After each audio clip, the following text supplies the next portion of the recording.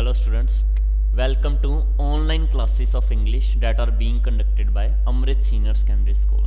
Students, आज हम एक बहुत ही इंटरेस्टिंग पोइम अपने सिलेबस में से कवर करने जा रहे हैं। पोइम का नेम है confessions of a born spectator. ये आपके सिलेबस की 5th नंबर की पोइम है। तो इस पोइम में बहुत इंटरेस्टिंग वे से पोइट ने अपनी फीलिंग एक्सप्रेस की है स्पोर्ट्स के बारे में, अलग अलग खेलों के बारे में। इस पोइम को लिखा है ऑगडन नाश ने। ऑगडन नाश जो थे वो एक ऐसे पोइट थे जिन्हें एडवेंचर और स्पोर्ट्स बहुत ज़्यादा पसंद थे और उसी बेस पर उन्होंने ये एक पोइम बनाई है। स्टूडेंट्स, स्पेक्टेटर का मतलब क्या होता है? स्पेक्टेटर का मतलब होता है दर्शक। जो लोग मैदानों में जाकर अपने फेवरेट प्लेयर्स को खेलते हुए देखते हैं, ऐसे लोगों को स्पेक्टेटर बोला जाता है। और कन्फेशंस का मतलब है कि अपने बारे में अगर आपने कोई गलती की है या आपको कुछ लगता है कि आपने गलत किया है, उसे रिवील करना। Confessions of a born spectator का मतलब बना कि एक ऐसा इंसान जो जन्म से ही दर्शक है, वो कभी खिलाड़ी नहीं बन पाया, उसके मन के भाव क्या हैं, ये है इस पोइम के टाइटल का मीनिंग। तो जो कवि है वो खुद ये कहना चाहता है कि मैं खिलाड़ी बनकर खुश नहीं हूँ, मैं दर्शक बनकर ही खुश हूँ, क्योंकि खिलाड़ी जो है वो एक दूसरे को चोट पहुँचाते हैं। खिलाड़ी एक दूसरे से जेलसी से खेलते हैं और एक दूसरे को कई बार धक्का भी लगा देते हैं, पर जो एक दर्शक है वो सिर्फ खिलाड़ियों को देखकर इंजॉयमेंट करता है। तो खिलाड़ी से ज़्यादा बेहतर एक दर्शक होता है। ये इस पोइम में ऑगडन नाश बताना चाहते हैं। तो चलिए let's start line by line translation. One infant grows up and becomes a jockey, another plays basketball or hockey. Poet जो है वो कहता है कि कोई भी बच्चा जब जन्म लेता है वो बड़ा होता है, तो मेरे जैसा अगर वो बच्चा होगा तो वो एक जॉकी बनेगा। यहाँ जॉकी का मतलब रेडियो जॉकी नहीं है, यहाँ जॉकी का मतलब है जो तबेले में घोड़े होते हैं उनको संभालने वाला इंसान। तो कुछ ऐसे लोग भी हैं जो बास्केटबॉल या हॉकी को अपना एडवेंचर स्पोर्ट अपनाते हैं। This is one the prize ring hates to enter, that one becomes a tackle or a center. Writer आगे ये कहता है कि जो लोग स्पोर्ट्स में प्लेयर्स बनते हैं, अगर वो रेसलर्स हैं तो उन्हें रिंग में एंटर होना पड़ेगा। कभी उन्हें साइड में और कभी सेंटर में उन्हें खड़ा होना पड़ता है अपने आप को बचाने के लिए, अपने दाव पेच लगाने के लिए। I am just as glad can be that I am not them, that they are not me. पर राइटर ये भी कहता है कि मैं इस बात से बहुत ज़्यादा खुश हूँ कि मैं खिलाड़ी नहीं हूँ और खिलाड़ी जो है वो मेरी तरह दर्शक नहीं है।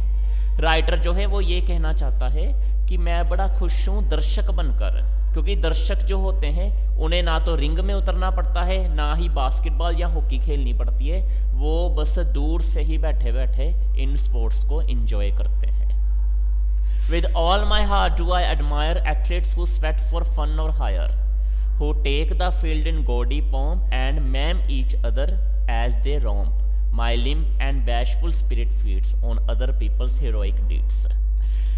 जो पॉइंट है वो ये कहता है कि मैं अपने दिल से उन लोगों की बड़ी तारीफ करता हूँ जो स्पोर्ट्स में खेलते हैं। कुछ ऐसे एथलीट्स होते हैं जो अपने मज़े के लिए या अपने शौक के लिए खेलते हैं। कुछ ऐसे भी लोग होते हैं जो मैदान में जाते हैं अपना प्रभाव बताने के लिए। गौडी का मतलब है किसी को बहुत अलग तरीके से रंग डालना, ठीक है। पोम का मतलब है अपना प्रभाव शो करना। तो गौडी पोम का मतलब हुआ अलग तरीके से अपना प्रभाव शो करना या बढ़ा चढ़ा कर अपना प्रभाव शो करना। कुछ खिलाड़ी ऐसे होते हैं वो दूसरों के सामने जो हैं वो अपनी शेखी मारते हैं कि हम बहुत अच्छा खेलते हैं, और कुछ ऐसे होते हैं जो दूसरों को चोट भी पहुंचा देते हैं। यहाँ मैम का स्टूडेंट्स मतलब है चोट पहुंचाना, किसी दूसरे को बुरी तरह से इंजर कर देना, घायल कर देना। रोम का मतलब है खेलते वक्त, तो खेलते वक्त कुछ लोग एक दूसरे को चोट पहुंचाते हैं। राइटर आगे कहता है my limp and bashful spirit feeds on other people's heroic deeds. मेरे जो शरीर के अंग हैं वो बहुत ज़्यादा खुश होते हैं जब मैं खिलाड़ियों को खेलते हुए देखता हूँ। मैं शर्मीले स्वभाव का हूँ। बैशफुल का मतलब है शर्मीला स्वभाव। राइटर की जो स्पिरिट है, राइटर का जो मन है या जो उसका माइंड है, वो शर्मीले स्वभाव का है, इसलिए वो खुद खिलाड़ियों के साथ खेलना पसंद नहीं करता, बस उनके बहादुरी भरे काम को एंजॉय करता है। Now A runs 90 yards to score, B knocks the champion to the floor. C risking vertebrae and spine lashes his steed across the line.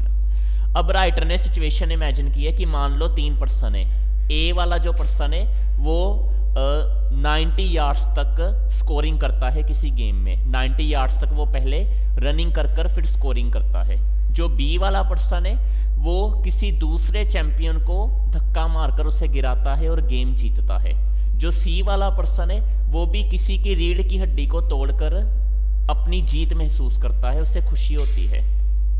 Lashes is stead across the line, यहाँ lashes का जो meaning है lashes is stead across the line, कहने का मतलब है कि कुछ लोग जो ऐसे होते हैं अपने उतावलेपन में अपनी सीमाएं लांघते हैं, अपने उतावलेपन में आकर दूसरों को कष्ट देने की कोशिश करते हैं। You would think my ego it would please to swap positions with one of these. Writer ये भी कहता है कि क्या आपको लगता है कि मेरा ईगो जो है वो सेटिस्फाई होगा अगर मैं इन लोगों के साथ अपनी पोजीशंस बदल लूँ? नहीं, राइटर का ईगो बिल्कुल सेटिस्फाई नहीं होगा, क्योंकि राइटर इन लोगों जैसा बनना ही नहीं चाहता, वो सिर्फ एक दर्शक बनकर ही रहना चाहता है। Well, ego might be pleased enough but jealous athletes play so rough. Writer कहता है अगर मेरा ईगो संतुष्ट भी हो जाए, अगर जो मेरा माइंड है वो सेटिस्फाई भी हो जाए इन खिलाड़ियों की जगह पर आकर, पर कुछ ऐसे खिलाड़ी होते हैं बड़े वो जील से भरकर, बड़े जोश से भरकर खेलते हैं, पर वो बुरी तरह से खेलते हैं, जानबूझकर वो फाउल प्ले करते हैं। फाउल प्ले का स्टूडेंट्स मतलब होता है कि वो गलत तरीके से गेम खेलते हैं ताकि सामने वालों को चोट लग जाए। They do not ever in their dealings consider one another's feelings. खिलाड़ी जो हैं वो अपने स्वभाव उनका कुछ ऐसा होता है कि दूसरों की फीलिंग्स की परवाह नहीं करते। I am glad that when my struggle begins twixt prudence and ego, prudence wins.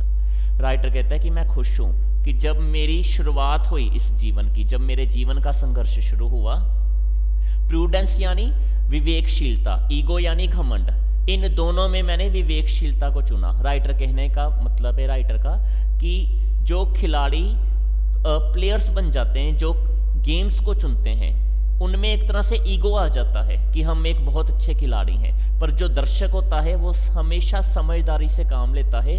दर्शक खिलाड़ी ना बनकर सिर्फ दर्शक ही रहना चाहता है, क्योंकि उसे मजा आता है इनकी गेम्स देखने में। प्रूडेंस मतलब समझदारी, घमंड और समझदारी दोनों में हमेशा समझदारी जीतती है। ट्विक्स्ट मतलब बिल्कुल ओपोजिट, ये दोनों ओपोजिट चीजें हैं, प्रूडेंस एंड ईगो। अगला पेज देखिए स्टूडेंट्स।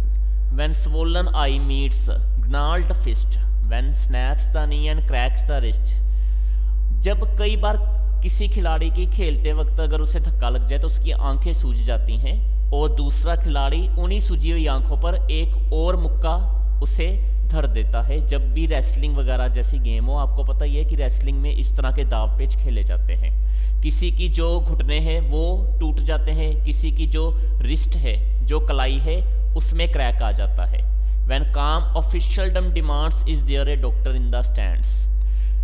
तब उस टाइम जो लोग होते हैं वहाँ के, जो ऑफिशियल्स होते हैं, जो उन गेम्स को कंडक्ट करवा रहे होते हैं, तब वो आवाज़ें लगाते हैं कि क्या यहाँ कोई डॉक्टर है जो इस पर्सन को बचा सके, इसका इलाज कर सके। My soul in true thanksgiving speaks for this most modest physics। तो उस समय जब एक खिलाड़ी को इतनी चोट लगती है कि उसे डॉक्टर की नीड पड़ती है, तब मेरी जो अंदर की आत्मा है वो शुक्रिया अदा करती है भगवान का कि शुक्र है कि बेशक मैं खिलाड़ी नहीं बना पर इस एडवेंचर को देख पा रहा हूँ। ये जो इतनी स्ट्रॉन्ग, जिन्होंने अपनी फिजिक बनाई होती है, जिन्होंने अपनी बॉडी बिल्ड बहुत अच्छा किया होता है, जिन खिलाड़ियों ने, वो भी जो है खेल में चोटों का शिकार हो जाते हैं। तो राइटर शुक्र मना रहा है कि शुक्र है कि मैं खिलाड़ी नहीं हूं, नहीं तो मुझे भी ऐसी चोटें लगनी थी। Athletes I will drink to you और ईट विद यू और anything except compete with you.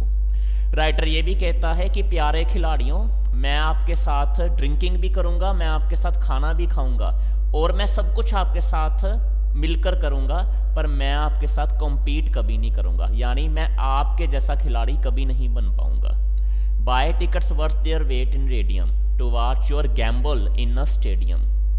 Writer कहता है कि जितना खिलाड़ियों का वेट है उससे कई गुना ज़्यादा पैसों की मैं टिकट्स खरीदूंगा और आपको मैं चीयर करूंगा स्टेडियम में। गैम्बल होता है किसी को चीयर करना, उछलकर या नाचकर अपनी खुशी जाहिर करना।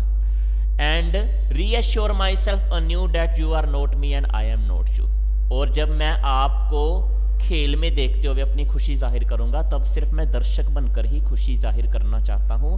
मैं अपने आप को ये रीअश्योरेंस दूंगा कि शुक्र है भगवान का कि मैं आपकी जगह और आप मेरी जगह नहीं हो। यानी जो ओगडन नैश जो राइटर है वो ये कहना चाहता है कि मैं भगवान का शुक्रगुजार हूं कि मैं एक खिलाड़ी नहीं हूं, मैं सिर्फ एक दर्शक हूं। तो स्टूडेंट्स बड़ी इंटरेस्टिंग ये पॉइंट थी, confessions of a born Spectator.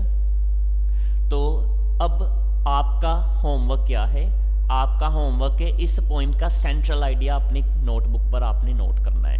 आपने इस पोइम से क्या सीखा ये आपने अपनी नोटबुक से नोट करना है, और साथ में कुछ वर्ड्स के हिंदी में मीनिंग लिखने हैं। यहाँ इंग्लिश में मीनिंग दिए हुए हैं आपको, ये सारे मीनिंग मैंने आपको इस पोइम में समझाए हैं। Maim, romp, gaudy, vertebrae, swag, prudence, knoll and gamble, इन सभी के हिंदी में आपने मीनिंग देने हैं जिस तरह से मैंने आपको पोइम में समझाए हैं। ये आपका होमवर्क है। स्टूडेंट्स इस वीडियो को ज़रूर लाइक कीजिए क्योंकि आपके लिए हम ये वीडियोस हर रोज़ लेकर आ रहे हैं जिसमें बहुत ही हार्ड वर्क है, और हमारे हार्ड वर्क को आप सपोर्ट कीजिए, स्कूल चैनल को सब्सक्राइब कीजिए और ज़्यादा से ज़्यादा इस वीडियो को आप शेयर कीजिए।